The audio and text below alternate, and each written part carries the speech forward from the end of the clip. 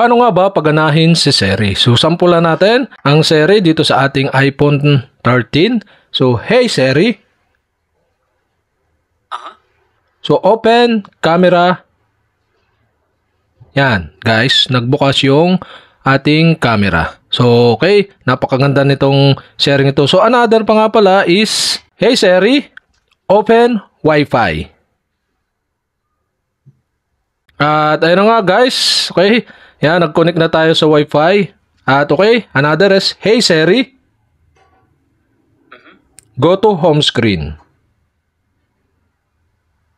At yan, another na napakaganda pa nito is, hey Siri,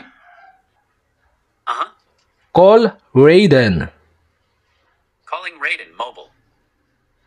So ayun guys, yan, napakaganda nito guys. So nakakalling na doon kay Raiden. So another pa guys ay pagka gusto nyong i-open ng inyong Google Maps. Okay, hey Siri, open Google Map. At yan, successful natin na-open yung Google Map. Hey Siri, go to home screen. At another pa guys is ito yung pagka magte-text naman kayo. So, hey Siri, open message. Hey Siri, write message. To who? Raiden. Which one? Raiden Kabili. What do you want to say? So, okay. I'm here in Tayabas. Send it? Yan guys, tatanungin kayo kung isesend niya or ika-cancel nyo or babaguhin nyo. So, okay. Okay, try natin. Send. Send it? Okay, send. It's sent. Yan guys, nag-send na. So, okay. Successful tayo nakapag-send gamit ang Siri. So, okay. Paano nga ba siya i-enable or gawin dito sa ating iPhone? So, okay. Hey Siri, go to settings. At kapag nandito na kayo sa settings, yan guys. So, hanapin nyo lang dito yung Siri. Yan. Tap nyo yung Siri at dito, set nyo yung language. So, nakaset siya sa English, United States. So, pwede nyo naman baguhin.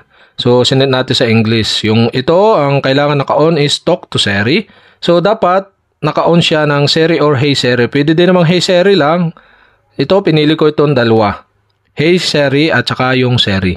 Tapos ito, press side button for Siri. Yan, dapat naka-turn on din yan para mapindot nyo yung Siri. Yan guys. Dito, another is yung allow Siri when lock. So kapag ka naka-lock, pwede nyo ring gamitin si Siri. So sample natin, i-lock natin. Tapos umimik lang kayo. Hey Siri. Yan guys, open on home screen.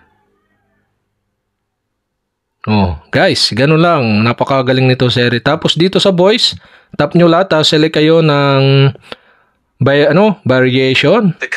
Yan. Pwede nyong baguhin yan. Oh. Pili lang kayo. Ginamit ko itong American. Tapos yung voice, ito. Yan. Tapos back na natin. Tapos, dito naman sa may Siri response, tap nyo lang. Tapos, select nyo yung prepare spoken. So, pwede din namang silent. Yan, hindi siya i-imic inano nyo, tinok nyo sa Siri. Pero, mas maganda yung nasagot siya or na-reply. Yan. So, dito naman, always show Siri caption. Pwedeng naka-turn on off nyo yan. Dalawang yan, always show request. Tapos, dito may mga setting din na call, hang up. Pwede nyo i-turn on and off yan. So, basahin nyo na lang yan, yung, Tapos dito sa announce call, yan. So, pwede nyo i-announce yung call. Halimbawa, sa always, headphones and car, and headphones only. So, nakaset siya sa never.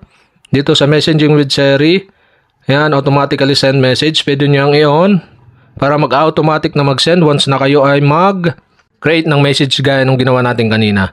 Yan. So, okay, turn on natin yan. Tapos, ito sa may Siri dictation history. So, pwede nyong delete Siri and dictation history. So, pwede nyong i-clear or delete yung history ni Siri. So, naiipon siya once na inon nyo yung Siri. Tapos itong may information, yan, nakanan siya. So, pwede nyo i-enter yung inyong mobile number para ma-detect ni Siri yung inyong information. So, ganun lang guys. Yan, dito naman sa baba, meron pa. So, suggestion, app before searching, allow notification, yan, show in app of library, show when sharing, show listening suggestion. Yan guys. Yan, kung paano i-turn on or gamitin si Siri.